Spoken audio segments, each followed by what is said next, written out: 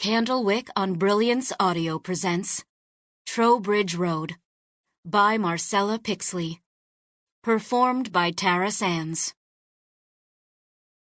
It was clear that the summer was about to change as soon as Jenny Carlo's rusty old Chevy came clattering down Trowbridge Road at 2:15.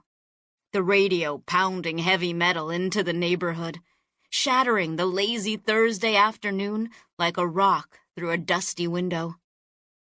When the door creaked open and Jenny stepped onto the cracked sidewalk, with her black high-heeled boots, her bare legs, and her feathered red hair down past her shoulders, it seemed like the maple trees and the tall Victorian houses leaned in, not because they were leering at her like so many of the fathers did, but because something about Jenny changed everything that came close to her.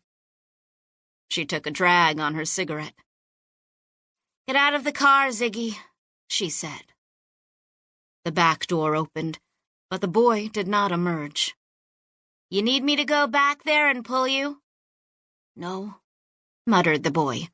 "I can do it." He unfolded from the back seat a beanpole in green-striped jogging shorts and a purple Return of the Jedi t-shirt. He had an unruly mop of long red hair down his back, and a white ferret perched on his shoulder, snuffling at the wind. He joined Jenny on the sidewalk. They stood side by side and looked up at the house. The boy reached for his mother's hand. Hers were already occupied. One was holding the cigarette, and the other was hooked into the back pocket of her cut-off jeans. His hand flopped empty back down to his side. "You got your stuff?" asked Jenny. Ziggy nodded and lifted a battered suitcase with one shrugged shoulder. "Okay then, let's go." They walked together across the flagstones and then up the wooden steps. Nana Jean swung open the door before they knocked. She made a strange sound, some kind of mixture between happy and sad, a sound that only a grandmother can make, and pulled Ziggy toward her. "It's the right thing," she said over his shoulder. "Oh, Jenny, I know this is hard, but it's the right thing. You'll see." "Well, okay, it's the right thing.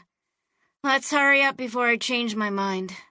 "We'll stay in touch," said Nana Jean breathlessly, rubbing the boy's back. "I already made arrangements, and he can start school here with the other kids at the end of the summer. No problem.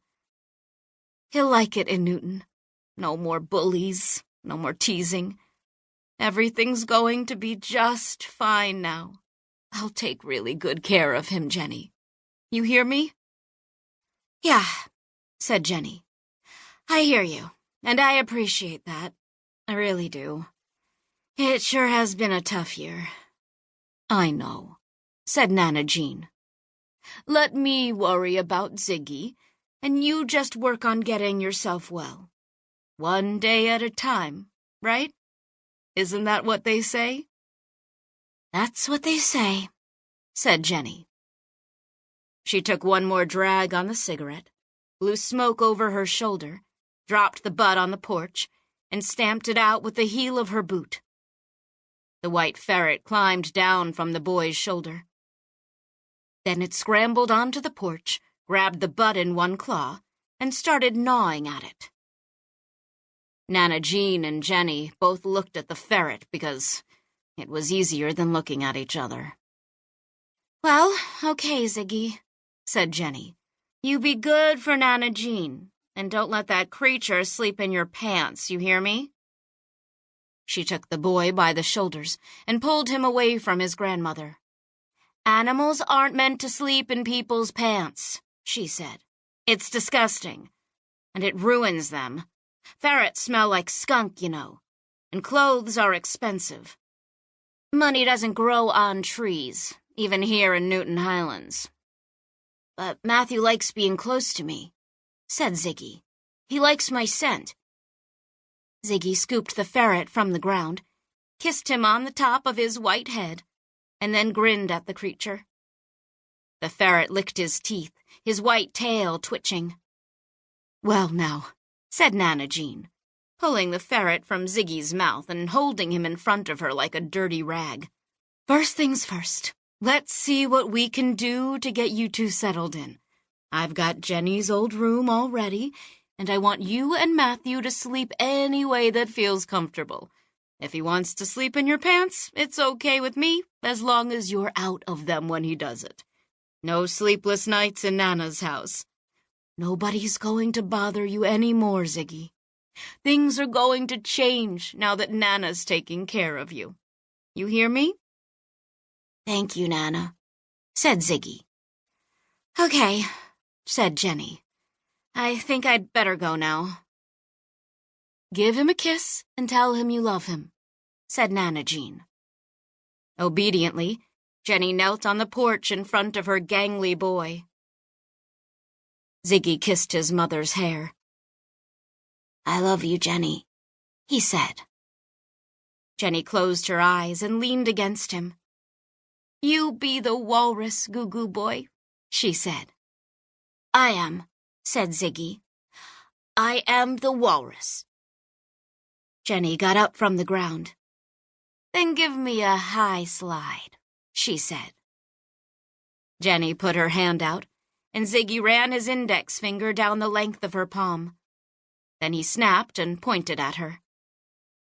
He had tears streaming down his cheeks. "He's the walrus," said Jenny, smiling now with tears in her eyes. "He's my Goo-Goo Boy, no matter what happens." Nana Jean took Ziggy by the hand. She opened the screen door and let him into the house. Jenny stood alone on the porch. She watched the old house swallow them and looked out over Trowbridge Road at the row of houses with their closed doors. After a while, she sighed and made her way back to the car.